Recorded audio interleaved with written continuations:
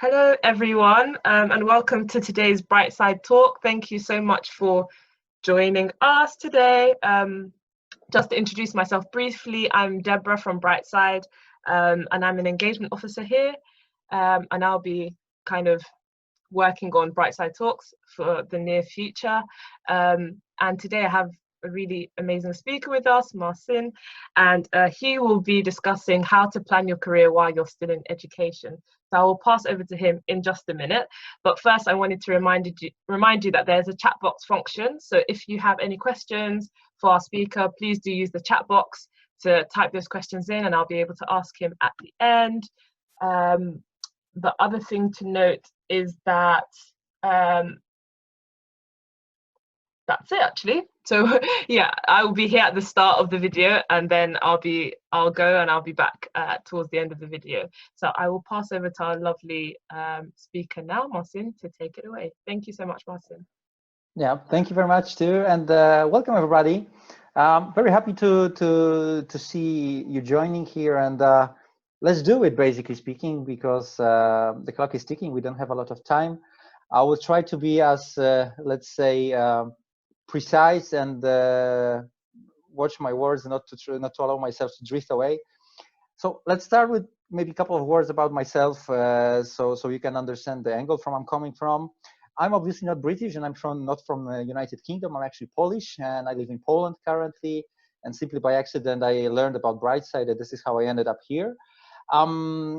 Those couple of words that you see on your screen currently are some of my interests. What I love to always to tell a little bit more about myself, so we can kind of find some kind of joint ground before I will deep dive into today's topic.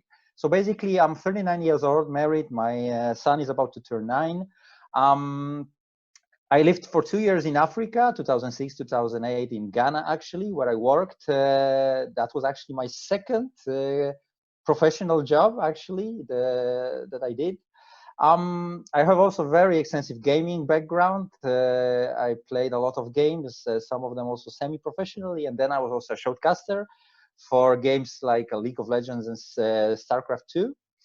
I'm very deeply engaged into running, and I do ultra marathon runs in the mountains. Ultra marathons, if you don't know, are any basically distance that is longer than a marathon, which is like 42 kilometers. It's counted as an ultra marathon. And then I'm also very strongly interested into self-development and constant knowledge deepening, gaining new skills. And today, obviously, we'll be talking a bit more about what to do with my career when I'm still learning, and when those questions start to pile up, when I start to realize that there will come a moment in my life where I either have to start working or I need to make some kind of educational choices that will directly toward the career that I would like to build for myself. So if we can move to the next slide, please. Okay. So as you probably know or don't, there are a couple of approaches toward the career and how we can build it. But the most important thing actually is that we want to somehow answer is what should I do? What is my best job actually I can get? Am I able to connect my passion with my professional career? And don't worry, there is no answer to this question. Frankly speaking, not only when you are young as you are now, and which means like you're under 20, you can easily, let's say, put yourself in a perspective of professional career that will last at least 50 years. So that means not only that whatever you choose now, it really doesn't matter because you have all the time you want to test different things, to develop different skill set that will allow you to change job, to move to another job, to change your mind, to try, and basically speaking, to build your career whatever you want. So don't feel lost or confused if you don't know at this point of time what do you want to do with your career. Me, myself, personally, I still don't know. 39 years old, almost 16 years of professional career. I have changed job like 7 or 8 times already. Still not sure what I will do in next 2 years. But there are a couple of things that you could do right away today, and we will talk about one of those things in upcoming slides. how can I start planning career today? And frankly speaking, I wanted to bring your attention into one of the professional platforms actually that you may not or you may have heard of. And this is the tool actually that is available to you that you could actually use to start to at least familiarize yourself, learn a bit more, and gain some knowledge that could help you to make some decisions about your career. And obviously, as you can see, it's LinkedIn. If you haven't heard about it, it's a Microsoft social network that is dedicated to professionals, basically speaking. I like to think about it as a Facebook for people who talk about work, basically speaking. I also know that people who are now under 20 don't probably use Facebook anymore. So it's about a throwback. If you have used Facebook, you probably will be very familiar with how it looks like. So this is what you see now in front of you. It's like a main page when you have an account. And this is in the middle is a feed. And there is a couple of information that I will and will try to bring more information to you in a moment. If we could just scroll back one for a second. Yeah. So as you can see on the left, there is information about your account. It shows your picture, your name, and some basic information. Then in the middle, you have a feed. Yeah, this is my son. And please, my son, give me some time now. No, you cannot play on your tablet now. You have to wait. Musisz poczekać, aż skończę. Nie. Musisz poczekać, aż skończę. Yeah, sorry about that. And yeah, so basically speaking, LinkedIn work as Facebook, and it will bring information that it will think are relevant to your interest or the people that you know. So basically speaking, if I would be a doctor and most of my friends, which we call like professional connections on LinkedIn would be doctors, probably most of my feed would be full with some kind of medical related stuff. Okay, let's go to the next slide. Here you can see it's like your profile, right? The same as you have on LinkedIn. It's the same like on a Facebook. This is basically your page that anybody who will want to find some information about you will click and open. It has such a basic things like a picture, like a background picture, which mine is the shuttle was left-handed. I can tell you like this is one of the inspirational things that I encountered when I visited Cape Canaveral on Florida, sorry, and where the space shuttles were launched from. And I'm left-handed personally, and it turns out that the space shuttle that they were using in 90s, actually it had the crane that was used to deploy satellites, and they said that this crane was left-handed. I really loved it. As a left-handed person, that's why I chose to put it there. But anyway, as you can see, besides my name, besides some key information about myself, there is a section about me where I can put a couple of words of who I am. And frankly speaking, in your case, in most cases, the best thing to do when creating a profile on LinkedIn is just add picture, neutral picture. You don't have to have a professional picture. As you can see, mine is not really professional one. I'm just sitting and looking on the phone on it. And even putting 2 or 3 sentences that I'm learning now, I'm studying here and there, I'm from this city, and I'm trying to find out what to do with my future is simply enough.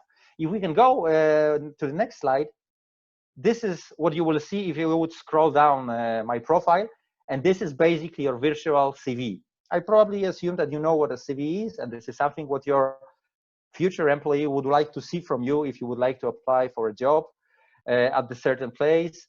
And basically speaking, LinkedIn is a place where you create your online CV. You put your all previous experiences. You can see that my previous employer was a company that the name of the company is XCOM, and my current employee is Samsung Electronics. Let's go to the next slide.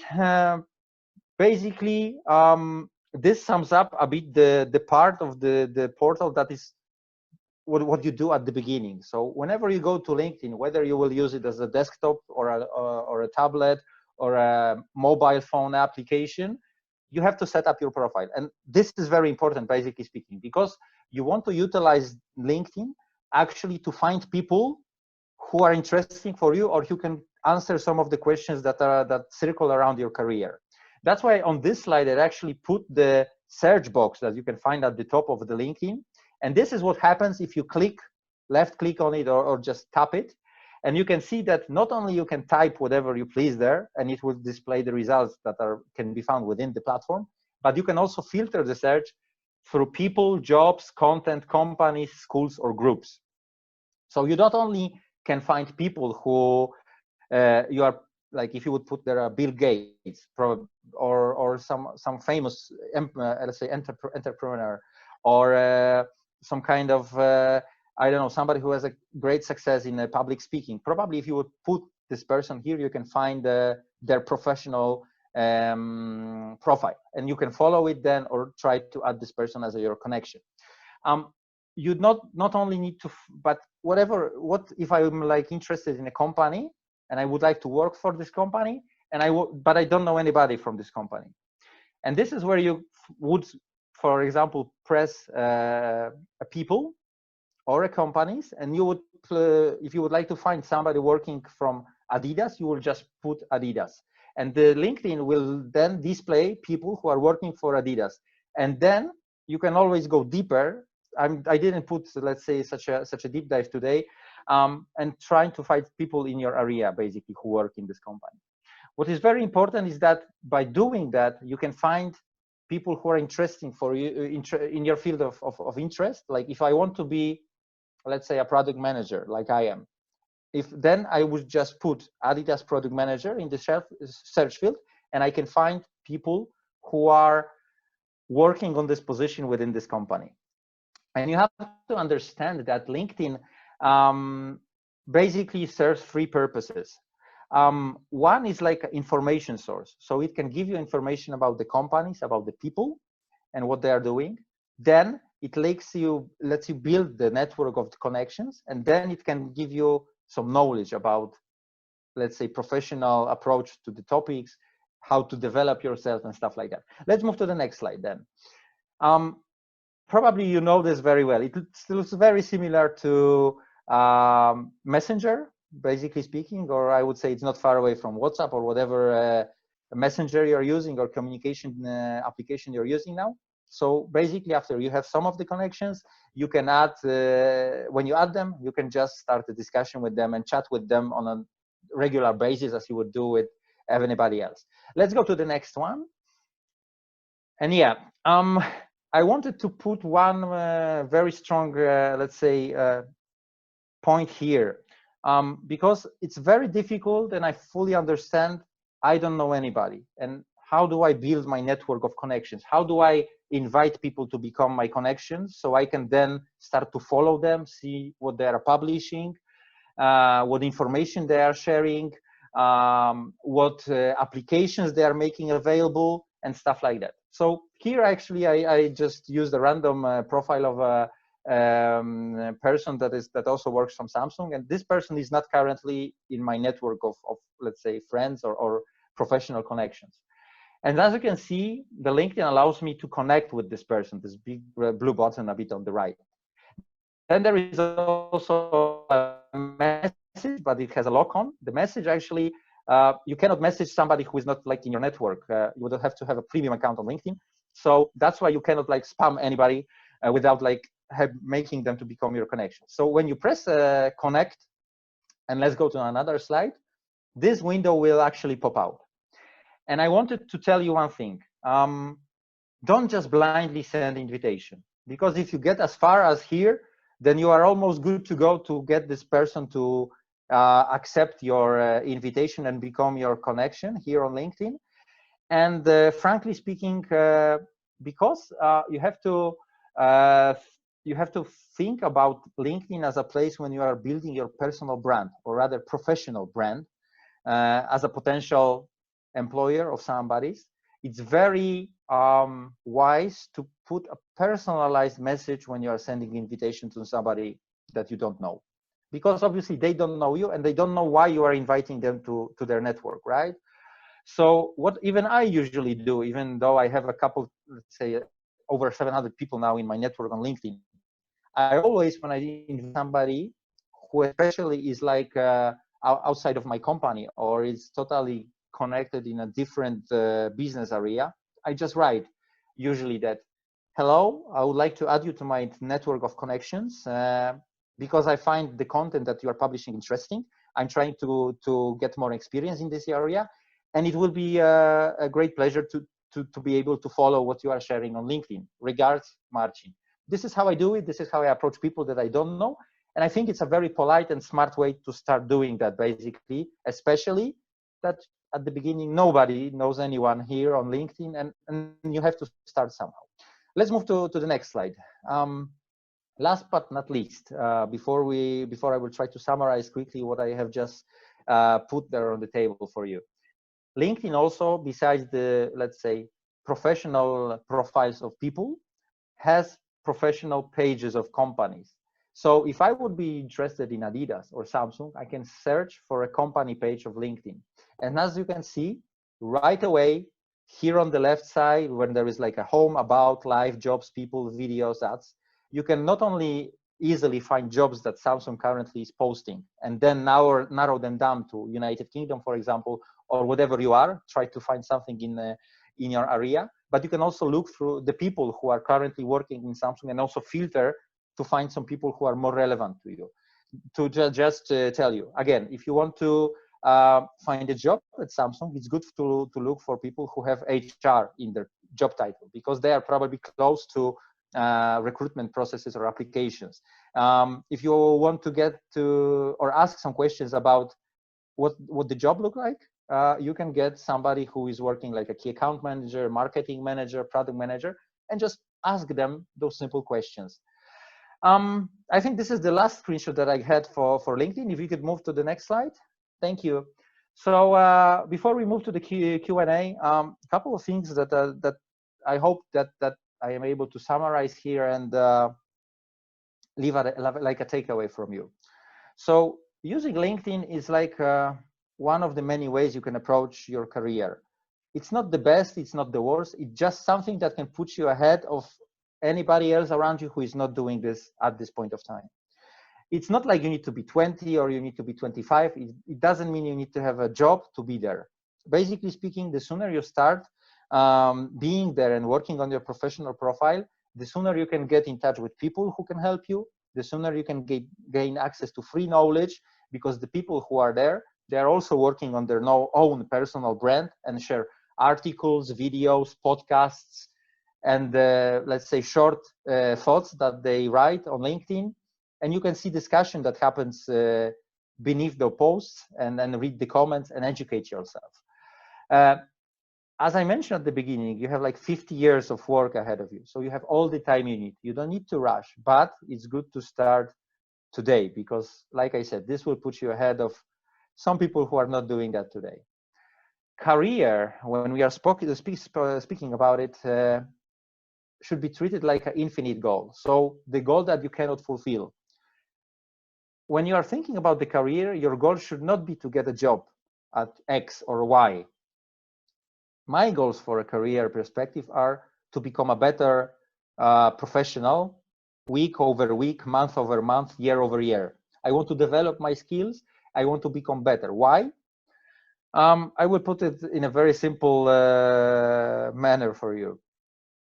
Changing jobs increases your probability of earning more money, basically speaking. So the longer you stay with the one employer, the chance of increasing your salary decreases. Why is that? Because employers tend to pay more money for people bringing them into the company than to the people who are already in the company. That's why building your professional profile, developing the skills, growing as a worker gives you opportunity to change jobs. And I cannot imagine any of you will want to work for 50 years in one place, basically speaking. And then to end my part of the discussion, there are no quick wins and no shortcuts. So if anybody tells you this is what you should do to win your career and have the best possible outcome, there is nothing like that. Me, myself, 39 years old, I still develop, change my careers, change my mind, and change my mind about what I want to do. So please don't think about career as something that you can excel in a matter of days, weeks, or months. This is something that will take you a lifetime to master. There are no shortcuts, but you can start today. And with that, probably I would like to finish and give it back to Deborah. And thank you very much for listening. Great, thank you so much, Marcin. Really amazing points you've actually shared with us today. So thank you so much for sharing and for showing us how to work around LinkedIn. So yes, if you do have any questions, please do type them into the chat box. And while I'll wait, just to see if anyone has a question, I have a question, and it's regarding messaging people on LinkedIn. What happens if you message and they don't respond to your message? Oh, that's actually a very good question. So the answer is very simple. You just find somebody else who has similar skill set, similar experiences, and you message them.